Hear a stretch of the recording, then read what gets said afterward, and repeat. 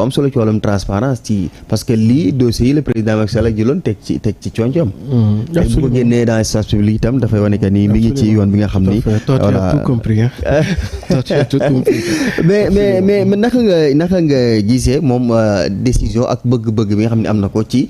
yenn fonctions yi ñuy def lu mel ni que appel d'offre bu ko defee ñu mën a jël ñi nga Sénégal yi nga xam ne ñoom ñu am compétence boobu.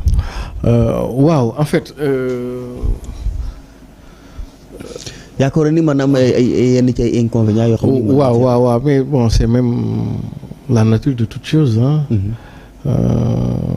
Il y a toujours des avantages. et des inconvénients. su ma waxul avantage et inconvénients mais j'aurais dit des risques. Disons-le comme ça. Mais man compréhension bi ma ci am. C'est que. Il y a un équilibre à trouver en fait et je pense que le président va trouver cet équilibre-là xam nga il y a un équilibre à trouver entre ce qu'on appelle l'approche politique et l'approche technique ou technocratique si vous voulez. Gis nga ni ngay nekkee cadre ci wàllu technique ba ñu lay tuddee technocratique. noonu ngay nekkee cadre ci wàllu politique. À travers ce qu'on appelle tes faits d'armes. Attention. D'ailleurs ñun suñu parti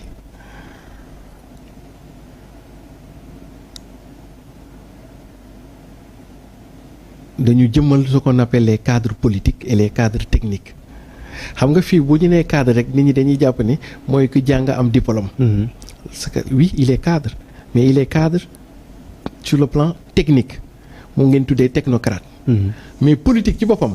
da nga ciy doon cadre est-ce que li nga ciy doonee cadre mooy le tribut que tu as payé ak sa résultat yi nga def ak sa taxawaay bi nga taxaw est-ce que je te donne un exemple par exemple Cheikh Bara Ndiaye c'est un cadre politique. Cheikh Bara Ndiaye waaw comprendre comme ni ngay amee exemple jox ma kenn ci Pastef ku am yenn niveau yi. Moussa Balla Fofana. Très bien Moussa Balla Fofana. C'est comme ça que ça s'appelle. Balla Moussa Fofana. Très bien c'est un cadre technique mais il n'en demeure pas moins que Cheikh Bara Ndiaye est un cadre politique. Est-ce que comprendre nga. Parce que seen champs yi ñoo bokkul. Kii dafa wane ay preuves am du point de vue technique bind na ay livres xam nga. xam-xam bi sell na. Mais kii de par les tey jii l'apport bi Cheikh Bara joué. ci dans la conquête du pouvoir kooku aussi. doo ko natt rek ci ay diplôme mais donc koy natt ci ay engagement il a même failli y laisser sa vie. est-ce que comprendre nga. projet bi lu ci bari lu lëndëmoon ci bëdd askan bi. leeral na ko ba mu indil ko ay ñeneen ñu gën a ñëw adhérer. comprendre nga. guddi ya muy lëndëm wax na leen loo tax ñenn ñi découragé wuñ et là aussi c'est une forme de compétence. Qu'il faut valoriser. Comprendre. Alors ceci étant dit man dama gëm ñaari compétence yëpp. Il faut trouver un équilibre parce que l'histoire politique du monde nous a toujours appris que ñi gagné ñooy falu. N'est-ce pas?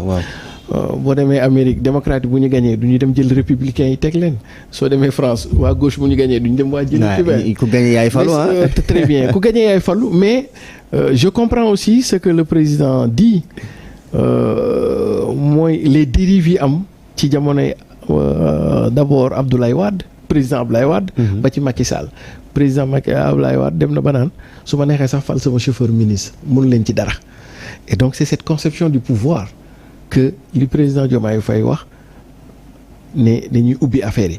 parce que dafa am ay haute fonction yoo xam ne yooyu dafay laaj ay compétences techniques doo ko mën a jox koo xam ne compétence politique la am mais dafay laaj ay fonctions yoo xam ne day laaj compétence politique li gën mooy nga jox ko ki am le cadre politique et non pas le cadre techno. Et d'ailleurs boo ko xoolee ba ci biir loolu moo doon tax. Là on est dans le factuel Ablaye Wade bu mu ñëwee maa ngi koy fàttali 2000 li mu njëkk a def fugg boobu la àndaloon. mu ñëw dissoudre ñoom Sénat ak yooyu yëpp. Très bien mais bu mu demee ba ci biir.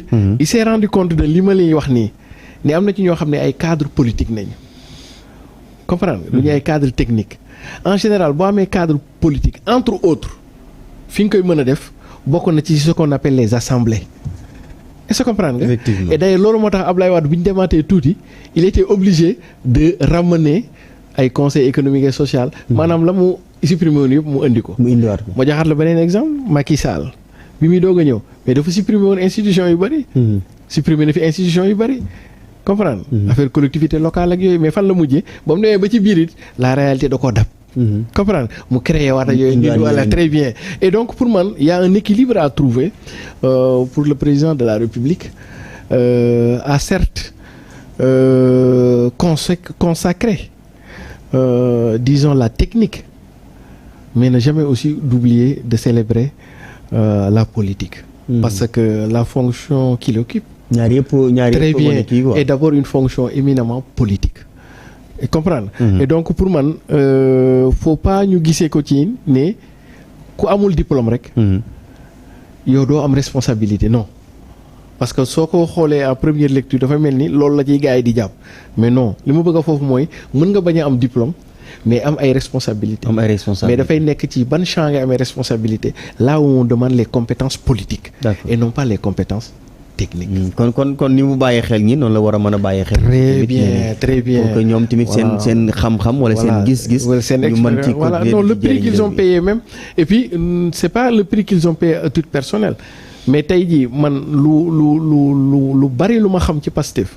mais xamee moo ko ci waa Pastef ma ci Cheikh Bara laa ko xamee. Cheikh Bara Ndiaye. waaw chronique yi muy def Walfadjri. à force ma koy déglu di koy déglu.